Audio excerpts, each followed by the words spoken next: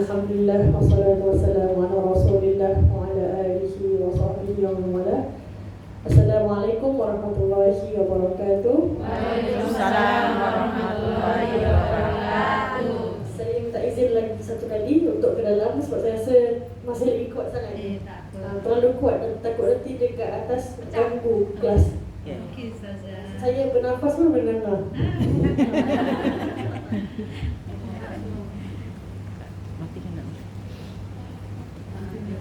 Agar yang hadir pada hari ini, Alhamdulillah, pada hari ini kita diberikan peluang kita diberikan peluang oleh Allah SWT.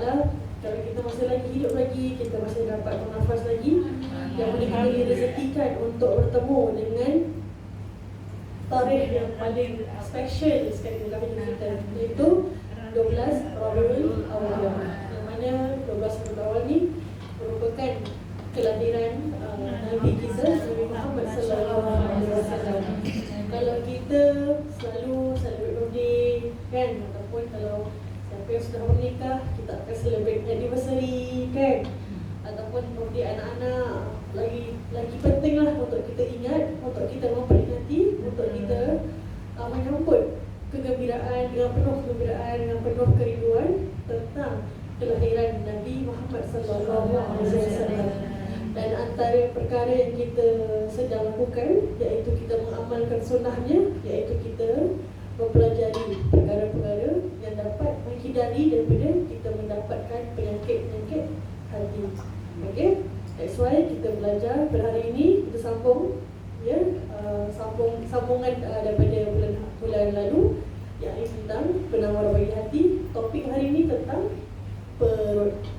Kalau dua bulan yang lalu kita sudah habiskan tentang mata, kita sudah pun habiskan tentang lidah.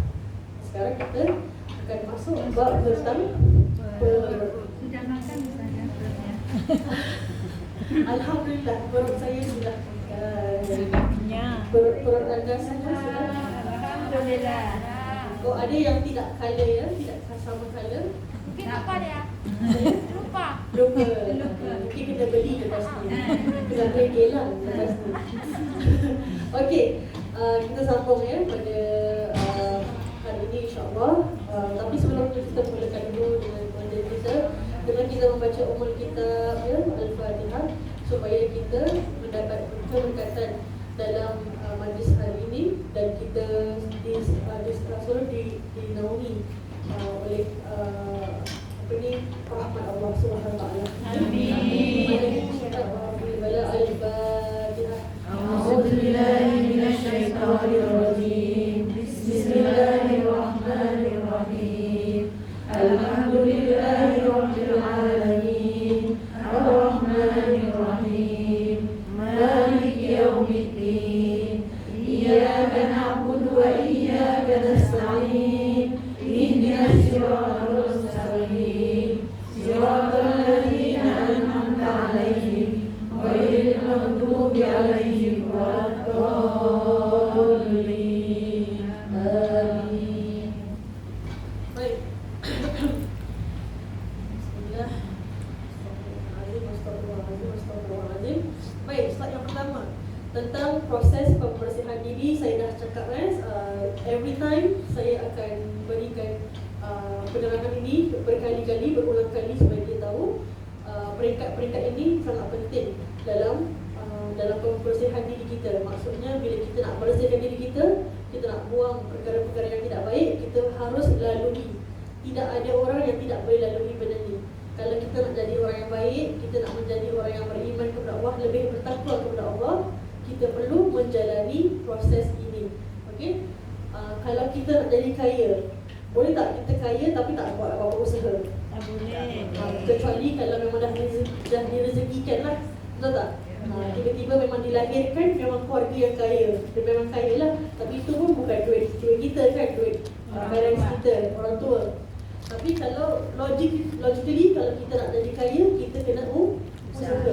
Sama juga dengan pembersihan hati ataupun pembersihan diri, kita perlu ada usaha. Dan usaha kita itu terbagi pada 3 jalan. There is 3 ways, 3 path yang kita kena lalui. Okay, sebagai seorang salik, sebagai seorang yang beriman kepada Allah, sebagai seorang yang memang nak change lah. Okay, you want to change to be a better person, you must undergo this journey. Dia kata journey ataupun perjalanan pembersihan diri, iaitu takhalli, perlu untuk menikiskan, perlu untuk membuang, perlu untuk melemparkan segala sifat-sifat tak baik dalam diri, kita buang keluar. Bukan buang kat orang lain, tapi buang kat luar. Okay, kita ambil benda tu, kita buang kat luar. Okay, takhalli di sini ya. Tak ada point tu. Okey, yang kedua, selepas kita dah buang segala kotoran-kotoran dalam diri, kita perlu isikan diri kita dengan perkara yang baik. Kalau kita buang benda, kita kena isi kan. Jadi kita kena isi. Proses pengisian itu adalah tahalli.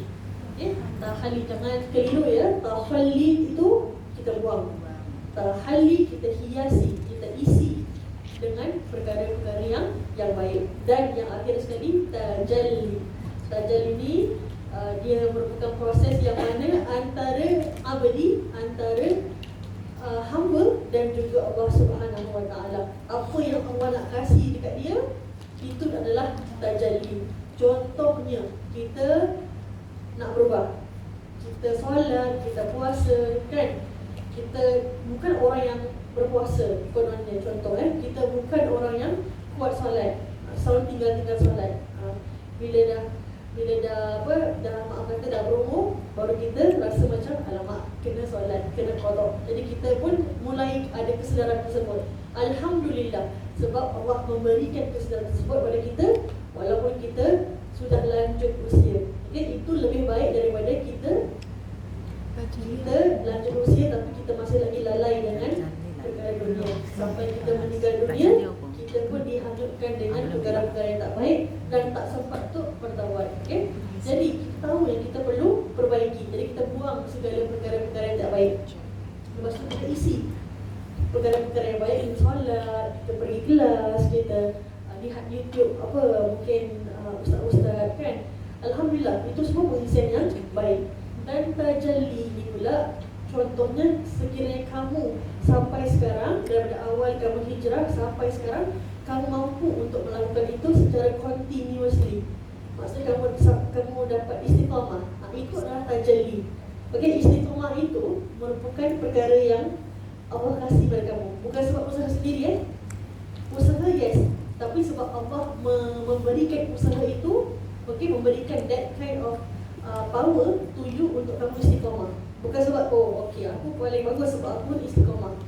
Tak apalah awak ni macam dah isytrar, lepas tu buka tudung pula. Example, contohnya. Bukan nak kata kat sini lah. Maksud contohnya ada orang macam itu kat luar. Dia tak pakai tudung, dia cakap dengan dia, awak kan belum pakai tudung, kenapa awak tak pakai tudung lagi? Itu tak boleh kat itu. Sebab istiqamah itu Allah yang kasih. Bila-bila Allah boleh tarik balik istiqamah yang ada pada kamu. Contoh kamu semua di sini. Alhamdulillah, setiap hari Ahad Allah kurniakan kamu istiqamah untuk datang ke masjid ni. Itu semua atas usaha kamu, tapi Allah yang berikan kamu usaha itu. Allah memberikan keizinan. Kalau Allah tak izinkan, apa-apa pun boleh berlaku. Anak sakit ke, majikan suruh stay ke, kan? Kalau Allah tak izinkan, anything is possible. Tapi sebab Allah izinkan, dan Alhamdulillah Allah izinkan setiap hari Ahad kita semua berada di sini, dapat menimba ilmu, dapat mempelajari ilmu-ilmu yang bermanfaat. Alhamdulillah. Itu semua tajalli, tajalli. Dan seperti biasa, pembersihan secara berperingkat. Yang zahir tu mata, telinga, lidah, perut, kemaluan, tangan dan kaki. Yang batiniah ni pula kita punya sifat-sifat mazmumah, suka makan, suka pada dunia, suka harta dan sebagainya. Kita akan teruskan dengan kebaikan pada perut. Perut ni baik tak? Tak baik. Perut ni tak baik, perut ni ada kebaikannya sebenarnya. Yang tak baik kita yang menyumbat dengan perkara-perkara yang tak baik. Perut tu baiklah, takkan perut tak baik pula kan? Kalau perut tak baik, buat apa Allah ciptakan perut? Betul tak? Yang makan banyak tu bukan salah perut, salah perut pula.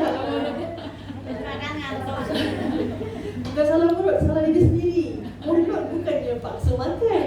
Kan kita sendiri, nafsu kita sendiri. Nafsunya. Nafsu kita perlu dijaga. Okay? Antara kebaikan perut alhamdulillah dapat merasakan kelazatan makanan. Okay? Kalau tak ada perut, kita jadi macam hantu. Hantu apa yang tak ada perut? Hantu sudah balong. Kan? Makan sate banyak-banyak tapi perut kosong. Kalau macam itu tak lah. Ni main-main je. Ni main-main saja. Maksudnya kita ada perut. Kenapa? Sebab dapat merasakan kelazatan makanan. Kita dapat makan ayam penyet, kita dapat makan apa yang cola, kek, alhamdulillah. Cendol. Sebab adanya perut lah kita dapat merasakan kelazatan. Tak ada perut, kita tak rasa kelazatan. Yang kedua, maaf kata mempermudahkan hubungan antara suami isteri. Kenapa dia letak di under kolom perut? Kenapa? Sebab kalau kita, maaf kata ni kalau untuk orang yang sudah menikah je, yang tak nikah tutup mata tutup telinga. Maksudnya kita tahu untuk ilmu lah. Untuk mereka yang sudah berumah tangga, kalau ingin melakukan hubungan suami isteri, bayangkan every time nak bersama dengan suami isteri, dengan suami ataupun isteri, perut buat hal sikit-sikit pergi toilet. Jadi tak dapat nak melakukan hubungan tersebut. Sebab tu perlunya ada perut yang sihat. Nanti suami pun bawa dia pula sikit-sikit pergi toilet kan. Apa isteri pun boleh tak keluar toilet je. Jadi kena jaga perut. Antara ini untuk yang sedang berkahwin, antara perkara yang untuk memudahkan perkara seperti hubungan suami isteri, elakkan untuk melakukan hubungan selepas makan yang berat. Elakkan sebab Eleng-eleng. Okay, kita continue. Kalau tak habis ni. Okay, yang ketiga, kita dapat ubah makanan kita untuk badan kita agar dapat beribadah kepada Allah Subhanahu Wa Taala. Apa-apa yang kita makan tersebut itu menjadikan energi dalam diri kita dan kita dapat berdiri gagah, kuat. Kita dapat pergi ke masjid, kita dapat membaca Al-Quran dan sebagainya. Semuanya untuk ibadah. Hatta kalau kita makan pun, kita niat makan kita untuk Allah, itu pun mendapat pahala. Bukan sekadar solat saja, bukan sekadar puasa saja ataupun ibadah-ibadah lain. Kalau kita niat, ya Allah, aku minum air ni yang kalian bagi ni untuk aku dapat ibadah, untuk sampaikan kepada kalian, kerana Allah Ta'ala, itu pun mendapat pahala dan kalian pun dapat pahala. Jadi kalau kita makan, ya Allah, aku makan ni, aku nak makan ni supaya aku dapat energi untuk aku solat, untuk aku beribadah, itu pun dapat pahala. Bayangkan setiap suapan, hari-hari kita makan berapa kali? Contohnya kita makan 2 kali sehari atau 3 kali sehari. Kalau kita niatkan begitu, alhamdulillah setiap suapan tu merupakan berkah. Setiap suapan itu merupakan doa untuk kita. Macam itu, ya. Dan bila kita dapat ubah makanan kita, dapat energi, kita pun boleh mendapat zuriat. Kerana kita bila ada energi, kita boleh berhubungan dengan suami ataupun isteri untuk mendapatkan zuriat. Dan juga kita dapat tenaga, insya-Allah. Dan akhir sekali, jika perut baik, semuanya akan jadi baik. Dia kena moderate lah, semua benda kena moderate. Kalau kita sikit perut je kan, kalau kata perut kita ni beragam, perut kita ni memulas orang kata sikit-sikit masuk toilet, kita pun rasa macam susah nak buat kerja kan. Banyak sambal. Banyak makan cabai. Ya, itu pun masalah jugalah. Kalau perut kita ni boleh tahan tak apa, tapi kalau perut kita tak boleh tahan, tapi nak makan juga cili kan. Kena hati-hatilah. Cili pun nak makan boleh, cuma kena sikit saja, sekadar untuk kesedapan di mulut saja. Tapi sedap-sedap pun nanti ada perkara tau tentang kelazatan dunia. Maksudnya kelazatan makanan ni. Kenapa kita dianjurkan untuk tidak selalu merasa sangat lazat selalu. Sikit-sikit boleh. Selalu nanti kita akan we train our nafsu untuk nak sedap je. Itu tak bagus. Okay, next. Cara untuk mensyukuri nikmat perut. Okey, cuba kalau siapa yang nak cuba ni boleh cubalah. Tapi ni para para awliya, para ulama menasihati, cuba kita amalkan 30 hari tidak makan. Tidak makan apa? Bukan tak makan lah maksudnya. Makan, tapi cuba jauhi makanan yang haram ataupun cuba jauhi makanan yang syubhat. Sebab mereka berpendapat, para ulama dan awliya ni berpendapat sekiranya kalau kita mampu untuk 80 hari tidak makan makanan yang haram dan syubhat, kita akan merasakan ada kelainan dalam diri kita. You akan feel different. You akan rasa macam lebih senang untuk menerima hikmah. Kamu akan rasa lighter, kamu akan rasa lain lah. Yang penting saya belum cuba lah, tapi saya rasa kalau seminggu je kita cuba pun memang dah rasa lain. Apalagi kalau 80 hari. 80 hari tu 3 bulan lebih lah, 3 months, atau mungkin 4 months lebih lah. Kenapa kita perlu untuk menjauhi makanan yang haram ataupun syubhat? Apa tu syubhat? Tak pasti halal haramnya. Tidak pasti, ya. Tidak tahu. Tidak ada kepastian dia punya ni halal ke haram ke. Tak ada label. Bagaimana dengan kedai yang mengatakan no pork no lard? Itu syubhat ke itu haram? Subhan. Itu syubhat ke haram? Subhan. Haram. Karena luar apa yang dipilih mesti benar. Tahu haram. Dia berjadi haram, dia berjadi syubhat. Kalau misal kata ada kedai jual nasi lemak, no pork no lard, tapi nasi lemak, tapi yang jual makcik contohnya. Makcik ada yang pakai kerudung, yang Islam itu halal. kalau boleh, kalau kita orangnya berjaga-jaga, okay? Kalau kita sangat menjaga makanan kita, terlebih lagi para hafiz dan hafizah Quran, penghafal Quran, mereka tidak akan makan makanan yang syubhat pun. Maksudnya kalau tak tahu, example air ni, kalau saya tak tahu dari siapa pun, saya tak akan minum. Sebab saya tahu daripada kalian, saya boleh minum. Contohnya saya masuk, tak ada orang kat sini, tapi air kat sini, belum buka, saya tak akan minum. Sebab tak tahu siapa punya.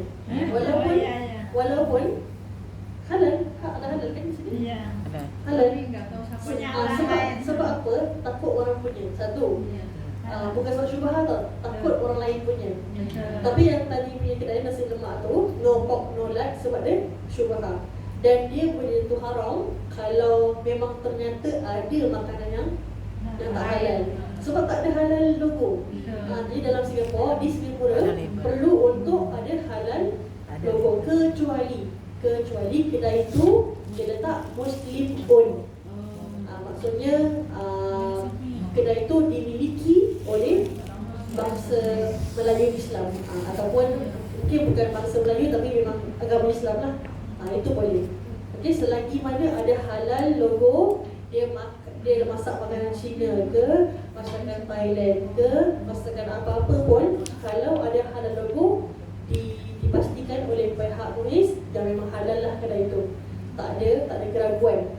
Tapi kalau kedai itu dia bukan Muslim owned, dia tak ada logo halal, maka kena hati-hati. Perlu untuk hati-hati kerana takut itu adalah syubhat. Takut dia syubhat dan kita makanan yang syubhat tu tidak baik. Okey? Walaupun kita ni bukan para awliya, walaupun kita ni bukan para hafiz Quran, walaupun kita ni orang biasalah contohnya, tapi kita perlu untuk menjaga diri daripada makan makanan yang haram dan juga syubhat. Kenapa? Yang pertama, kenapa? Kerana kita takut kepada Allah Subhanahu wa Ta'ala. Dalam ayat Quran ni, sesungguhnya orang-orang yang makan harta anak yatim secara zalim, sebenarnya mereka itu menelan api dalam perutnya daripada mereka dan mereka akan masuk ke dalam api neraka yang menyala-nyala. Okey, ini antara perkara yang sangat kadang-kadang terlepas pandang.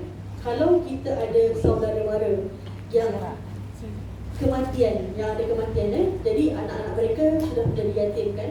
Jadi harta yang ditinggalkan untuk anak yatim tidak boleh kita makan. Tidak boleh kita makan. secara logiknya takkanlah kita nak makan. Tapi ada juga sebenarnya family-family yang tidak fasih ataupun tidak tahu tentang hukum hakam. Mereka ambil harta anak yatim dan mereka gunakan untuk keperluan mereka sendiri. Ini maksudnya dia sudah menjadi orang yang zalim, sebab anak yatim tersebut lebih memerlukan uang tersebut, dan memakan harta anak yatim itu adalah haram. Dan perutnya, lihat di sini, mereka menelan api dalam perutnya. Nanti dia dalam api neraka, mereka akan perutnya akan disiksa lah, sebab mereka memakan makanan yang haram. Walaupun mereka gunakan harta tersebut bukan untuk makan. Faham tak? Sebab mereka makan tu mesti dah consume lah, dia dah ambil. Walaupun bukan secara zahir dia makan gunakan duit tu. Kena faham, ya? Kedua, kalau kita makan makanan yang haram, kalau kita makan makanan yang syubhah, yang diragui kehalalannya, tidak makbul doa dan ibadah. Kerana Rasulullah SAW bersabda, kullu lahmin banada min suhtin fannaru awlali. Fannaru awlali. Okey, setiap daging yang tumbuh daripada badan yang ada haram tu, maka neraka lah lebih pantas untuknya. Fannaru awlali. Rasulullah kata apa? Neraka tu lebih layak untuk mereka yang makan makanan yang haram. Jadi hati-hati. Okey, hati-hati kalau kita makan benda yang haram. Kalau perut kita banyak perkara yang haram, perut kita masuk neraka. Tapi yang lain tak buat dosa, perut kita masuk neraka. Jadi macam mana? Kalau perut masuk, semua pun masuk. Kesian mata kita, kesian tangan kita. Kita ibadah, kita bersedekah, kita buat amal baik, tapi sebab kita makan makanan yang haram, ya, no lat ni semua ni, okey, diragui syubhahnya, kadang-kadang takut benda jadi haram, okey, kita punya perut masuk neraka, dan kita pun actually buat semua anggota badan kita masuk dalam neraka. Jadi menjawab soalan tadi, kalau boleh, okey, kalau ada kedai yang tak ada halal logo, bukan Muslim owned, okey, dan kita ragu-ragu lah dalam kedai ni, kalau boleh tinggalkan. Sebab tinggalkan lagi baik daripada kita makan. Tinggalkan lebih baik daripada kita makan. Contohnya, kalau kita tinggalkan, tak ada mudarat, confirm tak ada mudarat, so tak makan. Tapi kalau kita makan, sekali dapat tahu, besok dia keluar berita tempat ni actually haram, dia punya ayam dia actually bukan ayam. Contohnya, ayam dia bukan ayam sembelih yang halal, ayam yang ni lah, yang bangkai lah gitu. Kita pun dah makan kan. Tapi kalau termakan, tak apa. Sebab tu perlu untuk hati-hati. Kedai-kedai macam ini, okey, kalau boleh kita elakkan. Kalau kita ragu-ragu, okey.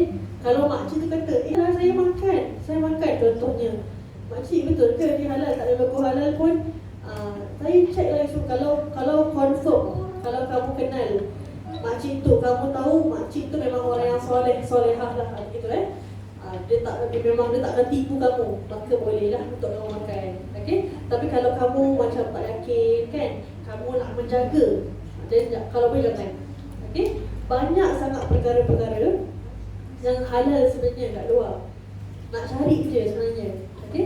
Banyak makanan yang halal, banyak juga makanan yang haram. Kamu je yang buat pilihan. It's your choice, okey. Your choice untuk makan yang haram ke atau yang halal. Syubhah tu pun banyak juga. Ada yang tak halal logo kan, kalau boleh jangan makan lah, okey, tinggalkan lagi baik. Okey, yang ketiga, tidak mendapat pedoman yang benar dalam melakukan ibadah. Bila kita makan makanan yang haram, ya, kita makan makanan yang syubhah, kita tidak akan merasa nikmat untuk beribadah. Dia eventually akan happen. Mula-mula okey je, saya makan biasa tak ada apa pun, example.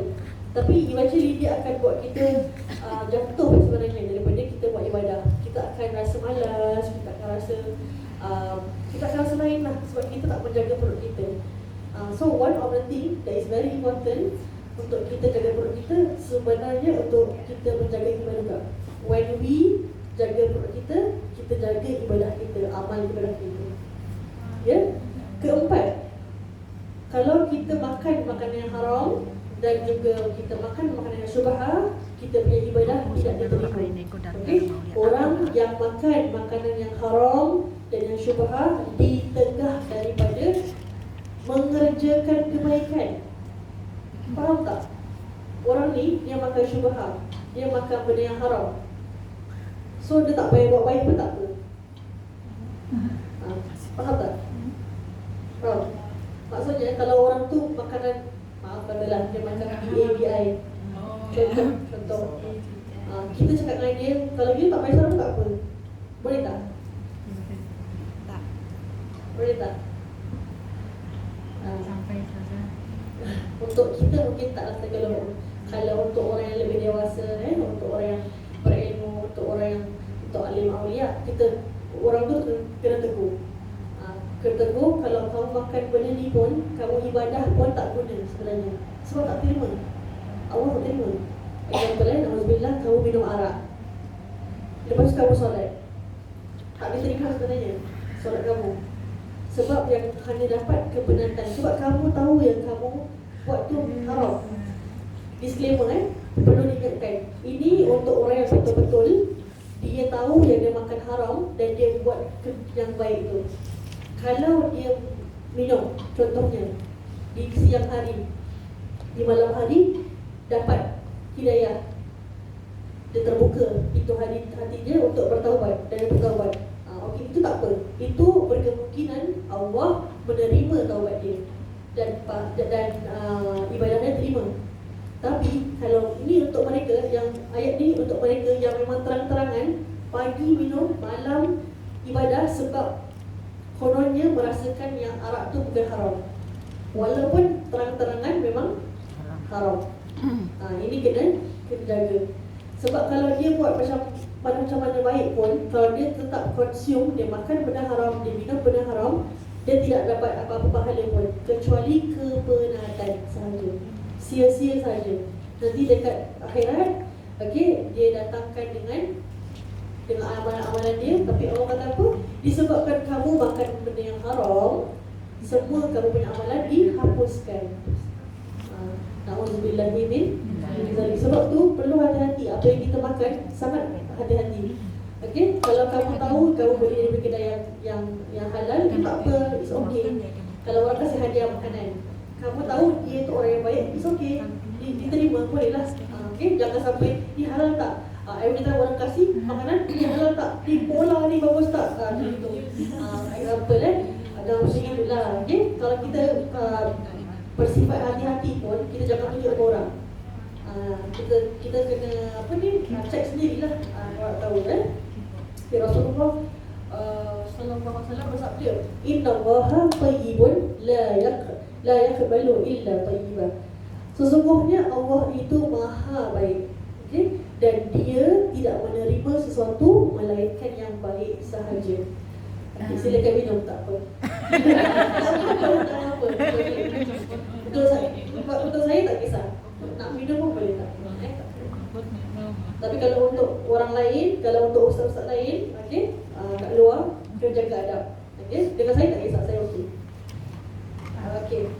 Yang ke seterusnya, tidak makan terlalu kenyang.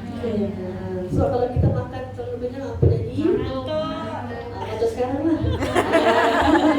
Ayam penyet. Macam tak tahu saya. Okey, kalau kita makan terlalu banyak, kita akan kekenyangan. Tadi makanan satu plastik tu memang makan semua habis lah. Tak ada. Sebab ngantuk. Belum lagi habis. Jadi apa ni dalam Al-Quran yang mana Allah Subhanahu Wa Taala berfirman, wa kulu washrabu wa la tusrifu innahu la yuhibbul musrifin. Dan makanlah kamu dan minumlah kamu dan jangan kamu berlebih-lebihan. Tusrifu tu jangan berlebih-lebihan. Innahu la yuhibbul musrifin. Sesungguhnya Allah tidak suka kalau kamu berlebih-lebihan. Nak makan boleh, nak minum boleh, tapi jangan lebih-lebih. Kita ada 24 hours one day. Kita makan 25 hours. Boleh tak? Wah, 25 hours makan. Every time kita makan. Sikit-sikit makan. Tengah-tengah muk kita makan, tengah cuci tu kita makan, tengah tu makan. Sikit-sikit boleh lah, tapi kalau kita makan banyak-banyak tu itu yang tak boleh. Okey? Sikit-sikit makan jangan macam itu. Makan sikit-sikit boleh. Punca segala penyakit adalah terlalu kenyang dan pangkal segala ubat adalah lapar. Sebab tu para alim ulama, para sufi, kalau mereka nak menundukkan nafsu, mereka akan berpuasa. Kalau kita puasa, kita akan lebih more energy untuk buat ibadah. Betul tak? Time Ramadan, lagi banyak baca Quran ke lagi banyak tidur? Alamak, kalau siapa yang cakap banyak tidur tu, saya rasa kena check lah, kena check diri sendiri maksudnya bila kita berlapar, kita sebenarnya sedang menundukkan nafsu kita. Okey, sedang menundukkan nafsu kita. Kalau kita makan terlalu banyak, kita akan memasukkan banyak penyakit dalam perut kita. Sebab tu kalau orang dulu imam-imam dulu, ulama-ulama dulu, mereka lebih suka berpuasa. Sebab apa? Bila berpuasa tu, akal mereka akan jadi cerdas. Kita sekarang ni bangun pagi je kadang-kadang nak makan apa, breakfast kan? Lepas tu dah makan breakfast, tengah hari nak makan apa, lunch, nak lunch kat mana kan? Kita dah hidup nak fikir pasal makan je sebenarnya. Lepas tu lepas asar nak makan malam, nak makan apa, nak masak apa, kita punya hidup ni terlalu bergantung dengan apa yang kita nak buat in future, tapi tentang makanan. Sedangkan ulama dulu, apa yang adalah. Rasulullah balik rumah tak ada makanan kan? Bila Rasulullah tanya pada Aisyah, yang Aisyah ada tak makanan yang tersisa, yang ada masak tak hari ni? Aisyah kata tak masak. Tak apa, it's okay. Tak, kalau gitu aku puasa je hari ni. Jangan pula ada suami tak masak, saya kasih awak duit tau ni semua.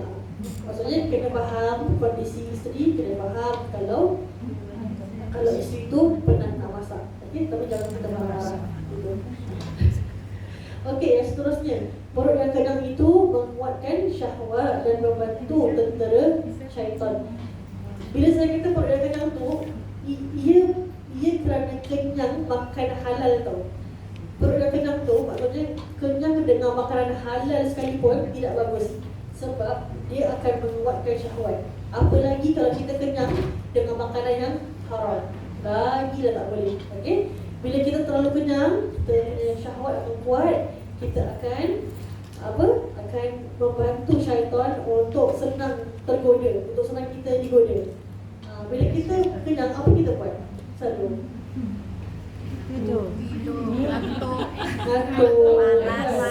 malas, waring. Nak baca Quran pun bismillah je. Lepas tu Ngam. lepas tu dah berkuap dah. Alif lam tidur pula. Tak sempat nak habis ayat pun sempat dah, sebab ngantuk sangat. Sebab tu tak boleh makan terlalu kenyang, sebab kita akan rasa lebih bersyahwat. Okey, dan juga kita akan membantu sebenarnya syaitan untuk kita ni senang tergoda. Okey, yang kenapa? Okay, ada 10 larangan kenapa kita jangan terlalu kenyang. Yang pertama, hati akan menjadi keras. Okey, sifat hati tu dia menghayati. Hati tu dia sebenarnya boleh fokus. Tapi sebab kita ni makan banyak sangat, so hati kita keras dan kita akan terbuai dengan perkara-perkara yang tidak bermanfaat. Okey. Yang kedua, timbul rasa nak buat perkara-perkara yang sia-sia. Okey, perkara yang tak ada manfaat. Sebab tu kita jangan makan terlalu kenyang. Okay, kalau kita makan sikit, kita akan rasa kita kurang energi dan kita conserve energi kita untuk membuat perkara yang baik saja. Okey. Yang ketiga, menjadi kurang cerdik, kurang cerdas, kurang faham. Betul tak? Ya. Ada yang berpendapat macam itulah. When you makan too much, you akan kurang cerdas lah. Bela-bela sikit macam tak faham. Kira akal tak tajam. Ini Apa? Sotong. Boleh lupa belum lupa pun boleh jadi juga sebenarnya kurang faham, lupa-lupa sebab banyak makan. Tak ada orang dalam history bila tak makan, bila dia puasa, dia jadi kurang faham, dia kurang cerdas. Tak ada Islam ada perkara yang baik. Yang kelima, badan akan menjadi malas, kurang ibadah. Ni confirm lah, bila kita dah makan banyak, kita pun dapat TV kat depan mata, dia tengok drama. Lepas tu tengok, alamak dah pukul 7, belum asar lagi. Kan? Jadi kita akan kurang beribadah sebab kan terlalu banyak makan. Jadi kena kurangkan makan kita. Yang ke-6 kan? Kelima, tidak merasa nikmat ibadah. Tak rasa zauk. Zauk tu maksudnya menghayati nikmat ibadah tu. Bila kita kenyang sangat, kita nak tinggalkan habis. Bila kita terlalu kenyang, kita solat pun kita ala kadar je lah, yang wajib je lah. Tak doa pun lepas tu kan, sebab dah terlalu kenyang, nak tidur lah kononnya, ataupun kita nak kejar-kejar benda lain. Tak bagus macam itu. Okay, next one. Yang ke-6, dikhawatiri kalau kita makan terlalu kenyang sangat, terlalu banyak sangat, kita termakan makanan yang haram. Bila kita dah sedap makan, kita akan nak try benda-benda yang bukan halal pun. Macam tu. So kena hadkan pengambilan kita, kena hadkan apa yang kita masuk dalam mulut kita. Ya. Susah hati kalau tak ada makanan. Ini pun sama juga. Macam tadi saya kata lah, pagi fikir makan, petang fikir makan, malam fikir makan, besok dia fikir makan kan. Hari-hari mesti fikir makan. Ada tak satu hari yang kita fikir makan pun? Tak ada. Mungkin pernah lah kalau kita dah busy sangat. Kalau kita dah busy sangat, kita tak akan fikir pasal makan, betul tak? Kita makan kalau kita nampak makanan. Itu sebenarnya sepatutnya lah macam itu. Bila kita makan sikit-sikit, kita akan lebih buat kerja banyak. Kita akan lebih ibadah. Kita akan lebih buat perkara yang bermanfaat. Kalau kita makan, nanti ibadah dia pun tak buat, kerja pun tak buat. Gitu. Dia akan menggerakkan diri sendiri. Sedangkan Rasulullah, apa yang ada di depan mata baru Rasulullah makan. Tak ada, Rasulullah tak cari pun. Kalau ada adalah, tak ada tak apa. Kadang-kadang sahabat sampai kena ajak Rasulullah makan sebab Rasulullah belum makan. Macam itu sekali. Sebab Rasulullah kan berdakwah, kan keluar, misalnya ke sini, macam itu. Susah untuk meninggal dunia ni, paling takut. Bila terlalu kenyang, bila kita terlalu kenyang, kita akan susah untuk meninggal dunia sebab kita perut masih terisi. Sebab tu antara perkara yang baik yang kita lakukan, kalaulah kalau kita tahulah orang yang akan meninggal dunia digalakkan untuk tidak makan terlalu banyak. Jadi senang untuk dia meninggal dunia, senang untuk kita mandikan dia. Sebab bila kita mandikan mayat, kita kena keluarkan semua najis-najis kan. Kita kena tumpul mayat tu keluarkan najis. Jadi kalau kita banyak makan, kita akan susah orang, kita akan banyak mengeluarkan najis-najis dan kotor. Tapi yang paling bagus kalau kita berpuasa pada hari yang yelah, maksudnya kita meninggal hari apa kan? Tapi sebab tu kena usaha untuk makan sikit, jangan makan banyak-banyak. Okey, ke-8, ke-9 tadi kelas ke-9, kurang kumpul pahala sebabkan kita kurang beribadah. Okey. Yang terakhir, setiap makanan akan dihisab. Apa yang kita makan tu semuanya akan dipertanggungjawabkan. Kita beli anti-ants kononnya. Sedap. Kita buat tadi kita beli ni dengan harta yang halal tak halal, siapa yang buat, semua tu akan dipertanggungjawabkan. Setiap apa yang kita makan, setiap harta yang kita cari, setiap harta yang kita gunakan, semuanya akan dihisab. Okey. Celaan bagi mereka yang banyak makan. Okey, Rasulullah SAW menyarankan melalui sabdanya yang bermaksud cukuplah bagi anak keturunan Adam kita, okey, agar makan sekadar untuk mendegakkan tulang sulbinya, tulang punggung. Okey, kalau kita makan sikit, kita akan tak boleh nak duduk ke tak? Betul tak? Kalau kita makan banyak, kita akan sandar pula. Jadi Rasulullah kata makan sekadar dapat kita punya punggung ni kat belakang ni, tulang dia dapat straighten itu sudah memadai. Jangan pakai banyak. Dapat dirikan tulang punggung ni pun dah quite okey. Ya, duduk tu yang baik. Dah quite okey. Ni hadis riwayat Tirmizi. Next. At-Tabrani meriwayatkan sebuah hadis yang bersanad dengan hasan ni, hadis riwayat hasan, hadis yang baik. Okey, yang bermaksud orang-orang yang biasa kekenyangan semasa di dunia, mereka adalah orang-orang yang kelaparan di akhirat. Jadi kita kena ingat. Kalau kita dah biasa dekat dunia ni, kenyang aja, takut-takut, kita adalah mereka yang kelaparan dekat akhirat. Sebab kat akhirat tak ada makanan, tak ada air, kan? Sebelum kita jumpa dengan Rasulullah lah dekat Telaga Kausar, betul tak? Masa kita dibangunkan daripada kubur, kan tak ada makanan, tak ada Grab, tak ada food panda, tak ada. Sebab semua dah takut, sebab kita nak menghadap Allah, kita nak menerima kitab kita daripada tangan kanan dan kiri, kan? Jadi semua akan takut, semua akan kelaparan, semua akan kehausan, semua mencari mana Rasulullah, mana Nabi kita, mana kita punya penolong kita, mana syafaat dia. Sampai kita dapat teruskan kita punya jalan tu, kita dapat lalu ke titian sirat, dapat bertemu dengan Nabi di Telaga Kausar, baru kita dapat minum. Dan sekali kita minum dekat Telaga Kausar, seteguk sahaja kita akan haus selama-lamanya. Bayangkan tempohnya. Kita lepas kita dah meninggal, kita minum air tak? Tak kan? Lepas kita meninggal, kita makan tak? Ada tak orang bawa makanan pergi dua kita? Tak ada kan? Maksudnya tak adalah. Sebab kita tak makan, kita sudah meninggal. Kita punya roh yang masih hidup, tapi jasad kita sudah meninggal. Namun saat jasad dibangunkan, okey, the proses untuk menunggu, untuk berjumpa dengan Allah, untuk menerima kitab, untuk lalu ke titian sirat itu banyak lagi masa dia. Tak tahu ribuan tahun. So bayangkan, tak makan, tak minum ribuan tahun lamanya. Mesti kita akan kehausan, mesti kita akan Lapar tak? mesti kita lapar.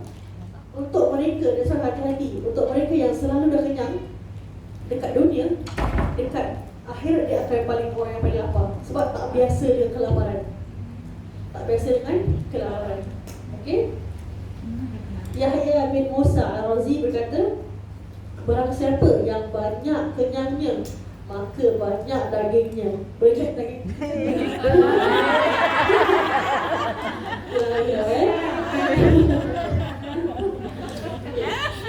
Kadang-kadang banyak daging tu sebab baka lah, Makan banyak. Nasu, kita husnuzon, kita baik sangka. Dan barang siapa yang banyak dagingnya, maka banyak ataupun besar syahwatnya. Dan barang siapa yang besar syahwatnya, maka besar dosanya. Dan barang siapa yang besar dosanya, maka keras hatinya. Banyak daging, Dan banyak dosa. barang siapa yang keras hatinya, akan tenggelam dalam bahaya dunia dan keindahan. That's why semua ni berpunca dengan perut saja, berpunca dengan terlalu kenyang. Too much food inside your body, you akan banyak daging. Banyak daging tu pun means you besar. Okay? I don't want to say fat lah. Okay?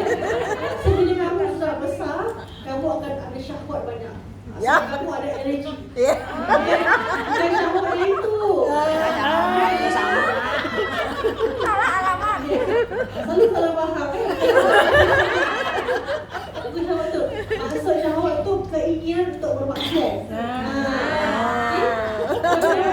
Syahwatnya terus itu. Ada di YouTube ni. Dan siapa yang banyak syahwat dia, bila banyak maksiat, banyak dosa dia, kan? So bila banyak dosa, okay, bila kita buat dosa, one black dot is inside your heart, kan? Ya. Satu titik hitam dalam hati kamu. Dan kalau banyak sangat dosa, then akan dipenuhi hati kamu dengan kotoran-kotoran hitam dan keras hatinya. Okay tak?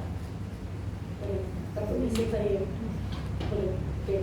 Dan kalau keras hatinya, okey, akan tenggelam dengan bahaya dunia dan keindahan.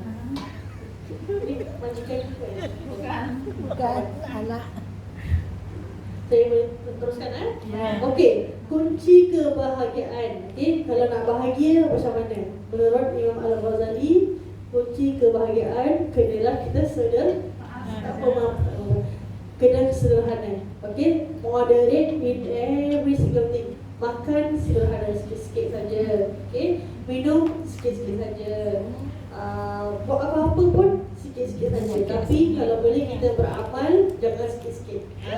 Perkara yang kena banyak-banyak is beribadah kepada Allah. Okey, untuk tujuan akhirat boleh banyak-banyak. Okey, untuk tujuan akhirat boleh banyak-banyak digalakkan. Untuk perkara dunia digalakkan untuk sederhana saja. Mencari harta sederhana je. Ada, tak ada tak apa. Okey. Makan sederhana, minum sederhana, semua sederhana, sihat pun sederhana. Kalau kita terlalu sihat sangat sampai kita kurus kan, tak makan ni kan, kita pun bahaya, dalam bahaya juga kan. Sebab tu kena sederhana, just moderate je. Okey, dalam kitab Syama'il, Rasulullah punya sifat, Rasulullah punya badan, dia punya bentuk badan dia, dada dia dengan perut dia sama rata. Macam gitu Rasulullah punya rata. Kita tak cakap lah macam letter D. Kalau Rasulullah macam letter I.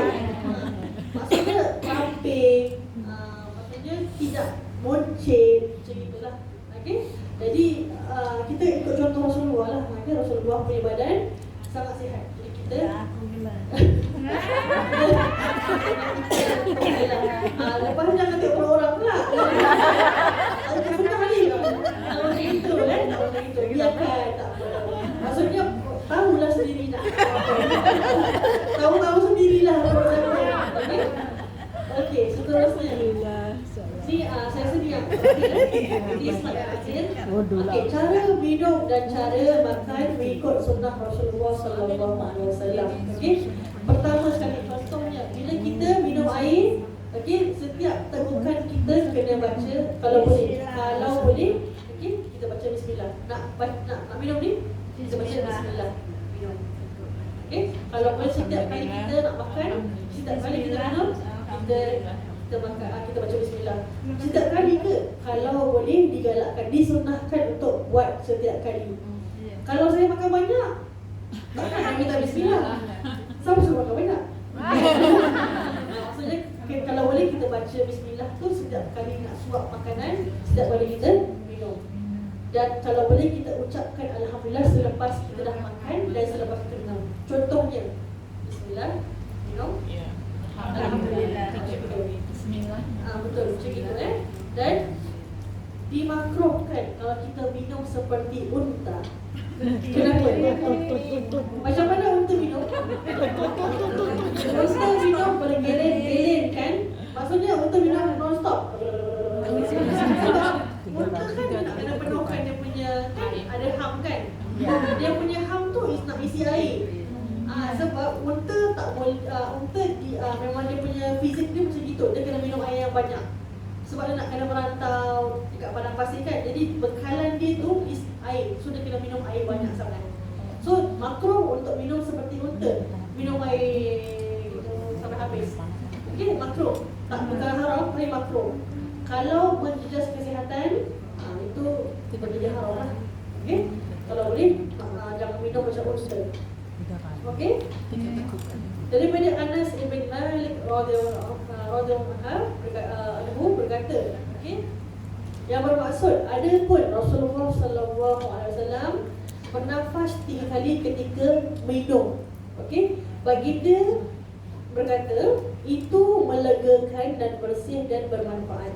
Okey, Anas berkata aku bernafas sebanyak 3 kali ketika minum. Maksudnya bila kita minum ni disunahkan dia ada one cycle. A cycle of minum. First cycle, ambil nafas, baca bismillah, minum, alhamdulillah. Second, nafas, bismillah, minum, alhamdulillah. Untuk second, nafas, bismillah, minum, alhamdulillah. Untuk second. So kalau kita nak minum sana, kalau gitu saya tak boleh habis lah kan. Sikit-sikit minum gitu. Sebab Rasulullah ada macam itu. Cara macam itu lagi senang untuk you punya pipe hole, untuk you minum air pun mengalir dengan sempurna. Kalau you minum, sebab tu boleh tersedak kan. Sebab tu kita kadang-kadang makan pun sampai nak termuntah sebab terlalu banyak makan sempat. Tak boleh macam itu. Tak boleh makan dan minum seperti unta. So kalau boleh kita minum baca bismillah, dia sudah minum kan, alhamdulillah. Kalau macam mana banyak sekali pun air, macam mana banyak sekali pun makan, kalau boleh kita mulakan dengan bismillah. Okay? Dan Nabi makan dengan berapa jari? Ya. 3 jari. Makan macam ni je. Kalau makan soto Apa? Kita makan 5 sebab kita makan nasi kan. Sebab Rasulullah makan 3 sebab makan roti. Ada makanan. Tapi kita pun boleh gunakan konsep 3 jari ni untuk makan. Banyak orang. Jadi kalau kita makan nasi pun sikit-sikit je lah. Tapi lunch break cuma half an hour je. Nak makan macam mana kan? Of course kita boleh pakai 5 jari, tapi sunnahnya, okay, untuk mendapat sunnahnya kita makan pakai 3 jari. Dan kalau dah habis makanan, okay, jangan lupa untuk kita Jilat. Starting from this. Here, 1, 2, 3. 1, 2, 3. Kalau 5 jilat. Saya tak tahu. Saya tak pasti apa sunnahnya. Tapi saya tahu yang memang sahih, sunnahnya kita jilat 3 jari. Sebab Rasulullah buat macam itu. Lain kali gini rezeki. Kenapa jilat? Untuk elakkan pembangkitan. Untuk elakkan. Sebab apa, setiap makanan, even hatta sebutir nasi pun Rasulullah tak nak balik. Sebab takut yang sebutir nasi itu berkat yang Allah kasih. Setiap air, setiap makanan, kita kena ingat, every time kita have a food in front of us, semua tu dalam kita punya pinggan tu semua ada berkat dia, cuma tak tahu mana. So bila kita makan, sekali kita tak nak lah dah kenyang kan, kita buang. Sekali itu yang Allah kata itu yang berkat. So kita dah buang berkat sebenarnya. Sebab tu kena makan sampai habis. Jangan dah makan habis, orang punya pula. Orang lain punya, so tak berkat. Itu berkat dia lah.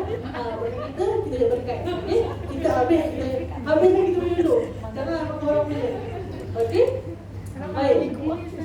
Alhamdulillah sudah selesai kita punya pengajian pada hari ini. Sempat untuk kita qasidah, nak tak? Naik. Jadi sama-sama Ya. Kita tak seorang-seorang. Ini tak payah rekod lah. Okey. Tapi tak apalah Ustazah. Tak apa. Okey, sama-sama. Ni pernah dengar tak lagu ni? belum. Ya Belum. Rasul. So kita pernah dengar tak? Sekarang lah. Sekarang? Sama-sama. Okey. Saya ajar yang ini lah Ya. Ini popular lah kat Indonesia. Ya. Ya Rasulullah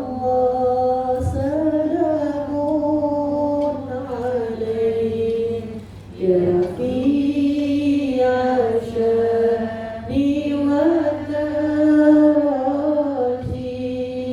adfatayati rabbal alamin ya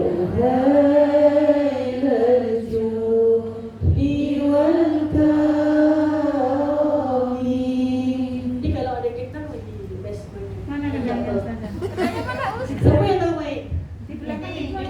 Siapa? Siapa nama ni? Sofi. Ini pandai ni. Sama.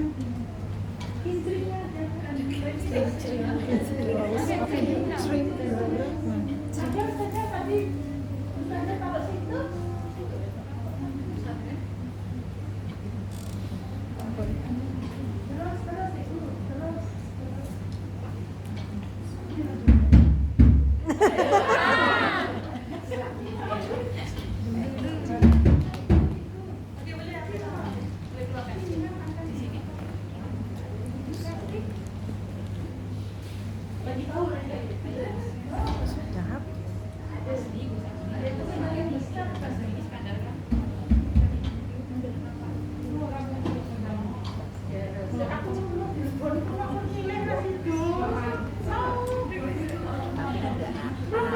Dan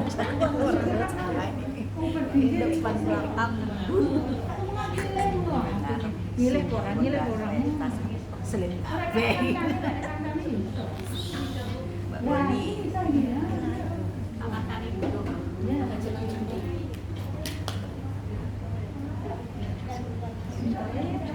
Jam telu. Willy itu